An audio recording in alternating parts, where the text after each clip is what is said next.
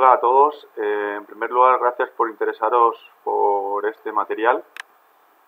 Vengo a reproducir un poquito el resumen de la charla que dimos en el segundo Clinic de Baloncesto de Formación del Club Baloncesto ASPE, cuyo título es Entrenamiento Integral del Jugador de Baloncesto. Con esta charla yo quería hacer entender a los asistentes de qué forma se generan los aprendizajes en el jugador de baloncesto, en el jugador, el deportista, al fin y al cabo, de deportes colectivos. ¿Vale? Empecé señalando la diferencia entre el entrenador novato y el entrenador experto que nos presentó David Cárdenas en unas jornadas de formación en Guardamar.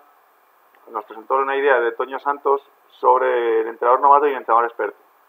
Dibujó al entrenador novato como una persona con mucha ilusión, con muchas ganas de demostrar lo que sabe, ¿vale? Y poco dispuesto a escuchar o aprender.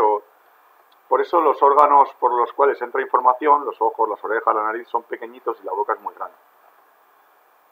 Al contrario que un entrenador experto, a medida que ese novato pues iba avanzando, veía que había más cosas ahí fuera, que el conocimiento iba cambiando, que la realidad, el contexto en el que nos movemos cambia, que los chavales cambian, pues abría más las orejas, abría más los ojos y cerraba un poquito más la boca porque, bueno, al final hay mucho conocimiento ahí fuera y el experto era consciente de cómo de grande era eso. Yo la charla la enfoqué desde esto que os comento, de aprender a mirar, ¿vale? ¿Por qué considero importante aprender a mirar? Creo que nuestro trabajo como entrenadores, como jugadores físicos, tiene que venir mucho más desde un proceso perceptivo que desde un proceso ejecutivo. Tenemos que darnos cuenta de más cosas y dejar de imponer tantas cosas, ¿vale? Empecé con esto, empecé presentando un coche, pregunté a los asistentes qué veían y la respuesta primera es obvia. Pues veo un Ferrari, veo un deportivo, veo un coche. Les pedí que miraran mejor, que miraran un poquito más allá. Y empezaron a aparecer respuestas como velocidad, lujo, ¿vale? Otras cosas que lleva asociadas la imagen, que no tienen por qué estar ahí, pero al final a lo que voy es que depende de los ojos del que mira, yo voy a ver una cosa o voy a ver otra. Y lo mejor que tiene es que todos tendremos razón. Escuché el otro día una frase que si 20 personas miraban un elefante desde 20 sitios diferentes, tendríamos 20 descripciones de lo que es un elefante. Pero que si una misma persona era la que se colocaba en 20 lugares diferentes, entonces íbamos a tener una única descripción, pero muy buena, de un elefante. Pues es una cosa parecida. Al final, yo veo lo que quiero ver, y veo lo que estoy preparado para ver, y lo que estoy dispuesto a ver. Entonces, ¿Amador puede ver un imán de chochetes y hacerlo, y conseguirlo? Sí, claro que puede. ¿Y mi sobrina puede ver un coche rojo y que la lleve al parque y ya está? Pues claro. Y un mecánico puede entender que eso es dinero si lo vende, y dinero si lo repara, y dinero en gasolina. Pues claro que puede.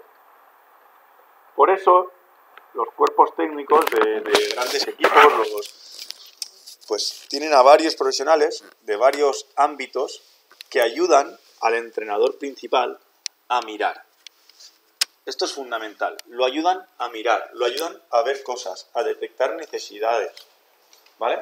Y al final, con toda esa información, es el cuerpo técnico el que decide qué intervenciones hace con el equipo. Y aquí es donde empiezo a hablar del paradigma de la complejidad. Yo siempre hago la broma de que si nuestro deporte fuera fácil, se llamaría fútbol. Es un poco una broma, evidentemente, porque claro, parece que todo el mundo sabe jugar al fútbol, todos hemos jugado al fútbol, es el deporte rey en España, pero claro, evidentemente es una broma porque no hay más que ver que al baloncesto se juega con las manos y al fútbol se juega con los pies. Hay otros componentes, pero bueno, sería un debate absurdo, por lo tanto es mejor entender que es una bromilla y listo. Hasta ahora, el preparador físico, el entrenador y el psicólogo, con suerte, mucha suerte, el psicólogo o el fisioterapeuta, hacían lo suyo intentaban incidir en el entrenador, pero cada uno desde lo que su ciencia decía, desde lo que su experiencia decía, y evidentemente, bueno, al final el resultado que el jugador podía obtener de esto eran pues esos puntos donde el mensaje era el mismo, ¿vale? Ahí encontramos una zona coincidente, pues esa zona coincidente es donde el jugador va a encontrar su canal o sus posibilidades de mejora. Yo como operador físico puedo incidir en la resistencia a los sprints, ¿vale? Y el psicólogo, pues en que el jugador debe tener disciplina. Y luego el entrenador, pues hablar del mano a mano. Con lo cual, en lo que las tres cosas coincidan, pues el jugador es lo que se lleva. Entonces, a esto debemos pasar. Debemos pasar a un paradigma que comprenda todos esos enfoques, pero desde el jugador. Dejo de tomar decisiones desde mi ciencia, desde mi ámbito, y empiezo a tomarlas desde el jugador. ¿Vale? Es un poco un cambio de percepción, pero tenemos que comprender cómo aprende un jugador, cómo se configura un jugador.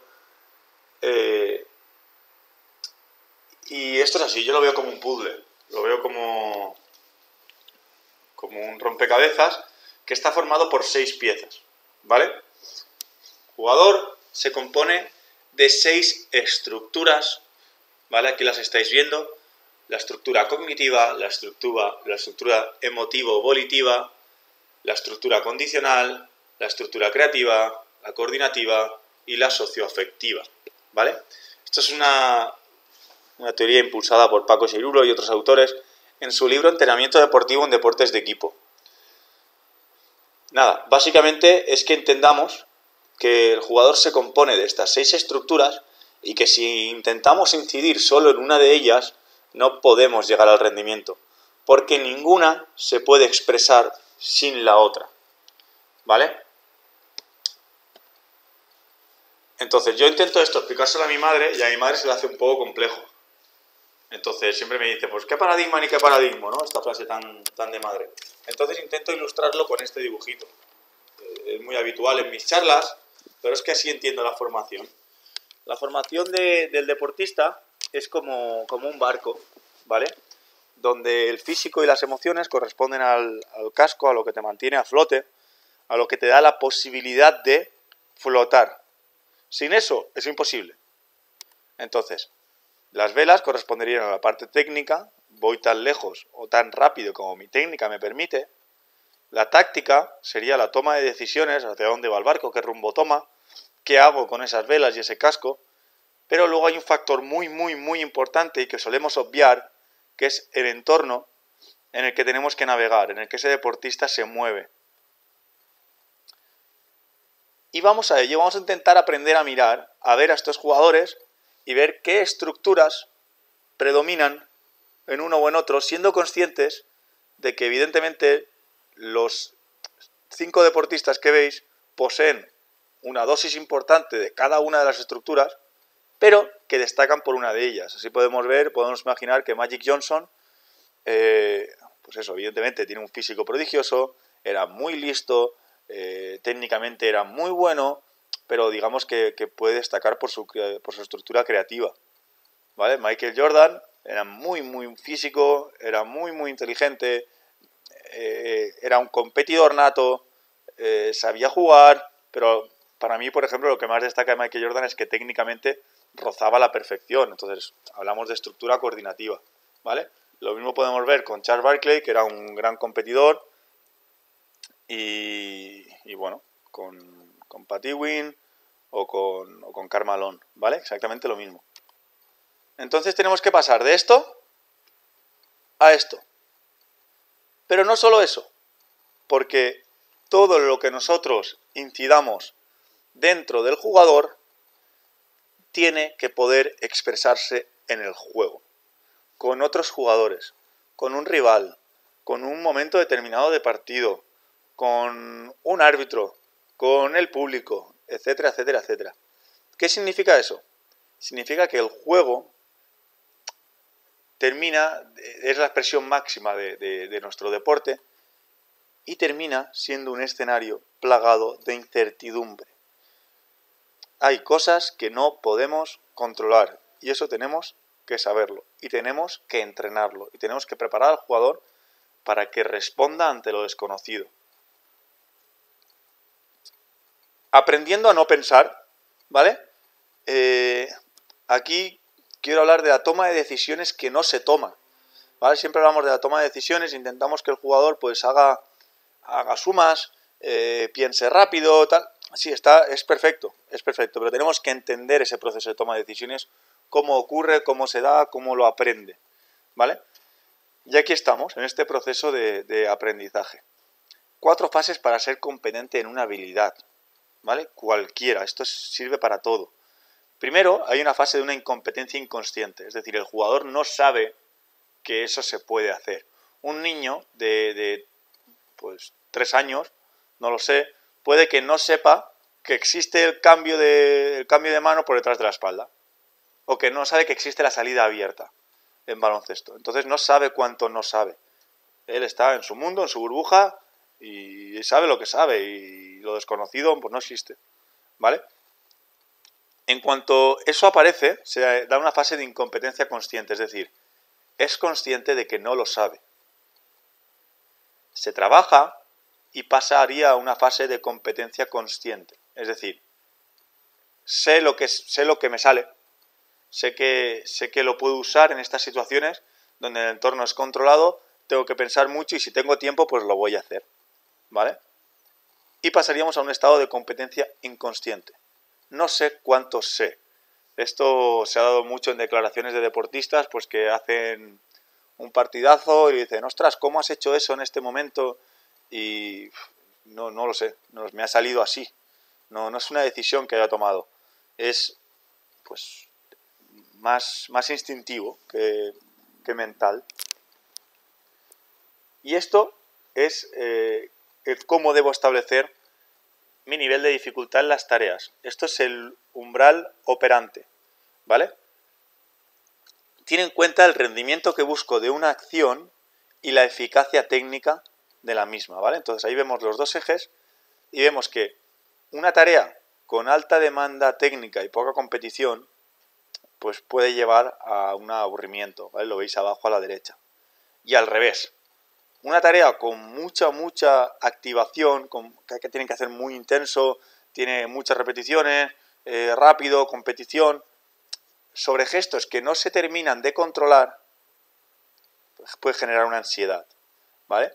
Entonces, a la hora de entrenar debemos movernos en esta escala que veis de flow state, donde existe un nivel de competencia técnica, un nivel de eficacia técnica y un nivel también bueno de activación. Entonces, básicamente, debemos encontrar ese umbral operante y entrenarnos en él y movernos en él, ¿vale? Todo esto está muy bien, toda esta teoría está muy bien, pero a esto es donde tenemos que llegar. Tenemos que llegar al día a día, ¿vale? Para ello, quiero que comprendamos el poder de la tarea. La tarea es un medio de comunicación. Es nuestro medio de comunicación con el deportista y sus 6 estructuras. No me gusta cuando un entrenador dice, no, voy a entrenar el 2 contra 2, o voy a entrenar el 3 contra 3, o voy a entrenar, no sé, ¿vale? Eso es una tarea. No es un aspecto del juego.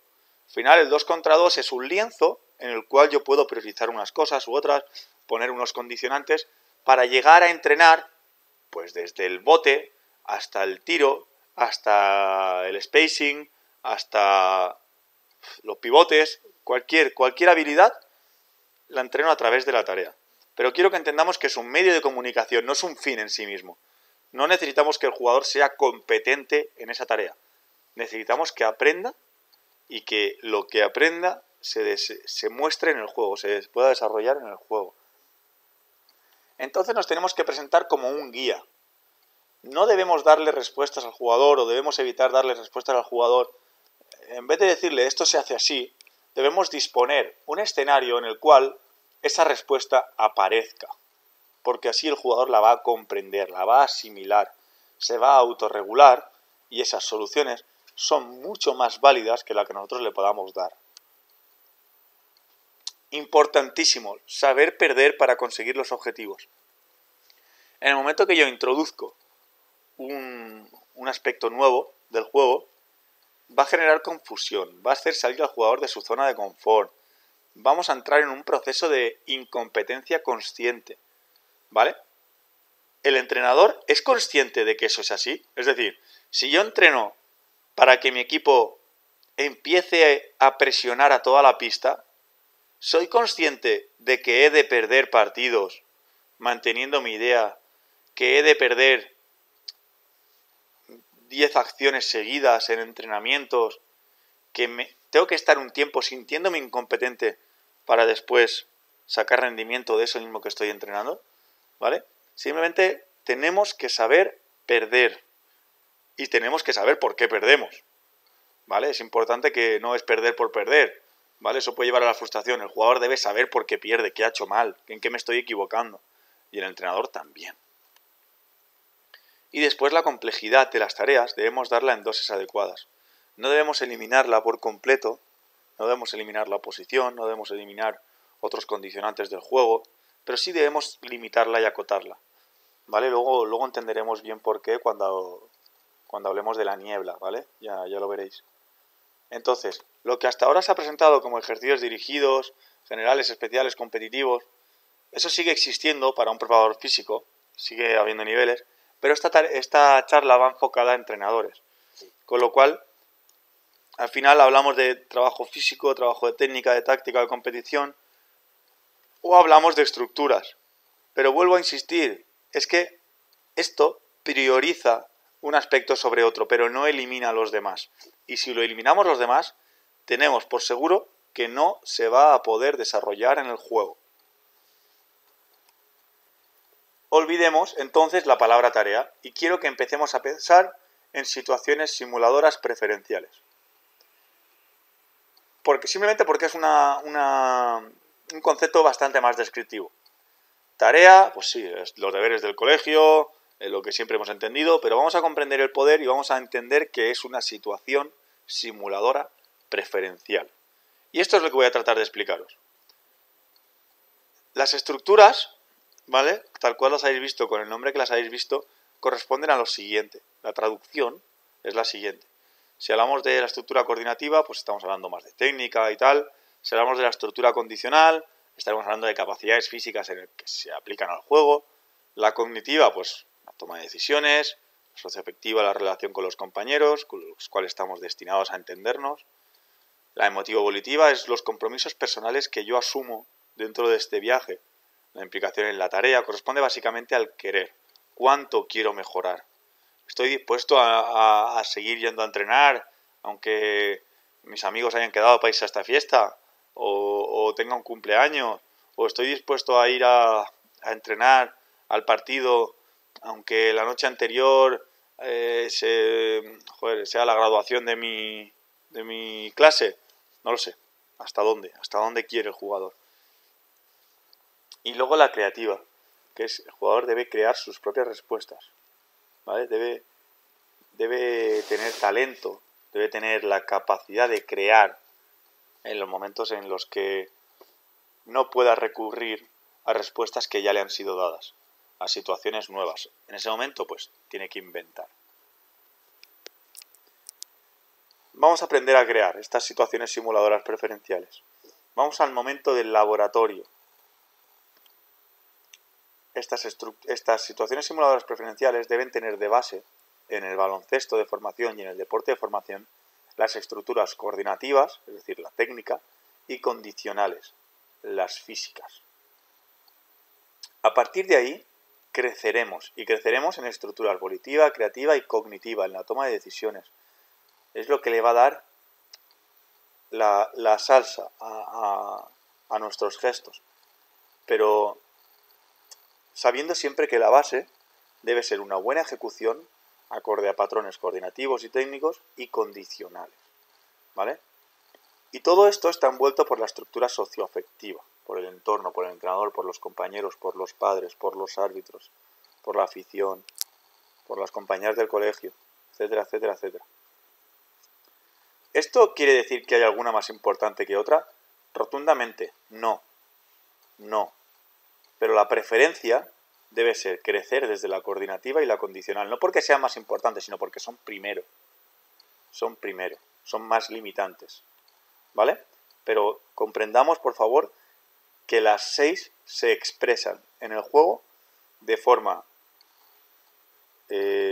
aleatoria, se priorizan unas, se priorizan otras, a la vez, de repente 2 son muy importantes, de repente me puedo relajar, de repente hay una acción, ¿vale?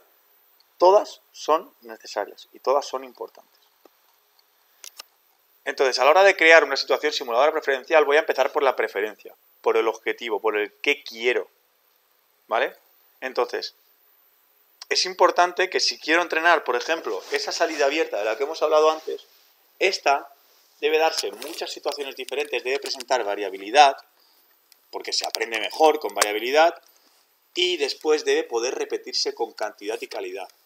¿Yo puedo entrenar la salida abierta en un 5 contra 5? Sí, pero soy consciente que hay un balón, 10 jugadores, una fase de ataque y de defensa, y por tanto a lo mejor hay una ejecución de una salida abierta para cada jugador, pues una cada 2 minutos. ¿Vale? Entonces, ¿se está repitiendo ese gesto con cantidad y calidad? Pues a lo mejor no. A lo mejor no se está repitiendo. ¿La tarea es mala? No, es un juego real donde tú, pues oye, la salida abierta pues tiene importancia. ¿Se va a entrenar? Pues muy poquito, la verdad, porque no se va a repetir muchas veces. Tener claro el objetivo de la tarea. Y es lo primero que tengo que hacer cuando escriba mi tarea. Mi situación simuladora preferencial. Objetivo, ¿qué quiero? Esto. Vale. Vamos entonces a la simulación. La simulación es qué tipo de escenario dispongo, en qué contexto quiero que se dé, qué contexto, entiéndase, del juego, ¿vale? Ya, pues voy a trabajarlo en un 2 contra 2, pero voy a facilitar el ataque, que esto ocurra haciendo llegar a la defensa desde aquí, ¿vale? Digo que no sobra nada porque el 5 contra 5 siempre es más complicado que la tarea que vayamos a plantear. Pero si queremos que un gesto se asuma y que se dé con calidad, debemos encontrar la dificultad correcta. Debemos eliminar un poco el ruido. Y luego la situación, que esto sí es el contexto global, el contexto de juego, es decir, pues, ¿qué oleadas? ¿En qué momento quiero que se dé lo principal, que es lo que hemos hablado antes, la simulación y la preferencia? ¿Qué rotación? ¿Qué orden? ¿Quién va a salir? ¿Quién va a atacar? ¿Quién va...? ¿Vale? Creo la preferencia, creo la simulación y creo la situación, y con esto tengo la tarea. ¿Vale? A partir de ahí, importantísimo, saco mi tabla de mezclas. Y con esa tarea que habéis creado, decido qué estructuras son las que más importancia cobran en el juego. De cuál subo el volumen. De la misma tarea, yo puedo conseguir incidir en un área o en otra en función del feedback, en función de la importancia que le dé a cada contenido, simplemente cambiando una pequeña norma, ¿vale? Entonces así puedo decidir que un ejercicio trabaje mucho la técnica, por lo tanto subiré el volumen de la estructura coordinativa. O digo que en el primer paso tienen que llegar hasta un cono o hasta una línea concreta, si no, no vale, y estoy trabajando un primer paso muy potente, por lo tanto estoy trabajando la estructura condicional. O hago llegar al jugador desde diferentes lugares, por lo tanto estoy trabajando la cognitiva, ¿vale? ¿Qué os recomiendo? Os recomiendo tener el volumen alto en una o dos estructuras. Que siempre estén prácticamente todas implicadas, pero no me subáis el volumen de las 6 estructuras a la vez, porque entonces sabéis que los altavoces de la discoteca petan, ¿vale? Ahora bien, ¿cómo? ¿Cuánto? ¿Qué? ¿Por dónde empiezo a entrenar? Vale, vamos a ello. Establezcamos una dificultad de tarea, una cantidad de estímulo, ¿vale? Vamos a darle un sentido a todo esto que hemos visto. Entonces, vamos a empezar, veis los numeritos que van del 10 hasta el 100. En el 10 hablamos de tareas de soporte coordinativo, puramente técnicas. A medida que lo vamos complicando, vamos viendo tareas del 40 al 70 que llevan un soporte cognitivo estructurado, es decir, una toma de decisiones estructurada. Soporte cognitivo abierto o soporte cognitivo complejo, ¿vale? Entonces, yo puedo hacer llegar hacer aprender a un jugador una habilidad técnica concreta y lo puedo hacer desde cualquier nivel de tareas. Y esto es un regalo. Esto es que comprendamos en qué nivel de dificultad, en qué nivel estoy operando con mi equipo. ¿Cuánto me queda para llegar al juego real? ¿Vale? ¿En qué punto estamos de aprendizaje de la habilidad? ¿Vale? Así encontramos una tarea 10, que es una tarea de técnica individual pura y dura contra cono, donde priorizamos la automatización del movimiento, y podemos ver que una tarea 70 es una tarea con hándicap en una situación real. Una toma de decisiones con hándicap defensivo y ofensivo. ¿Vale? Hasta llegar a 100, que es el juego real abierto con intención. Y esto es importantísimo también, con intención. Es decir, no planteo un juego y digo, venga, va, partido. No, planteo un juego real, pero con una intención. Es decir, tenemos que hacer esto, tenemos que intentar esto. Por cada canasta después de salida abierta que se anote, va a valer doble. La canasta va a valer tantos puntos como salidas abiertas se den en campo de ataque, por ejemplo, ¿vale? Ahí es donde le damos intenciones al juego. Esto, quedároslo, guardaros esta diapositiva e intentamos, ahora luego vamos a ver, vamos a intentar crear tareas de diferentes niveles, ¿vale? Volvemos a lo mismo, estamos terminando ya, pero volvemos a lo mismo del principio. La toma de decisiones viene de aprender a mirar. Decía Freud que cuando tomo una decisión de poca importancia, siempre me parece útil considerar los pros y los contras. Sin embargo, en temas vitales, la decisión siempre debería surgir de nuestro inconsciente, de nuestro interior. ¿Vale? Os presento este vídeo. Es un truquillo de cartas, donde, bueno, va sobre los colores, no hace falta que sepáis inglés, simplemente prestad atención a las cartas, ¿vale? Dura un minuto.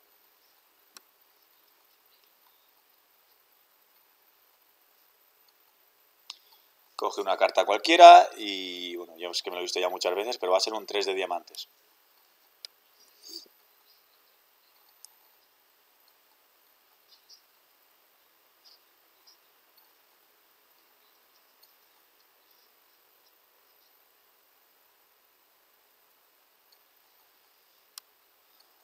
El 3 de diamantes.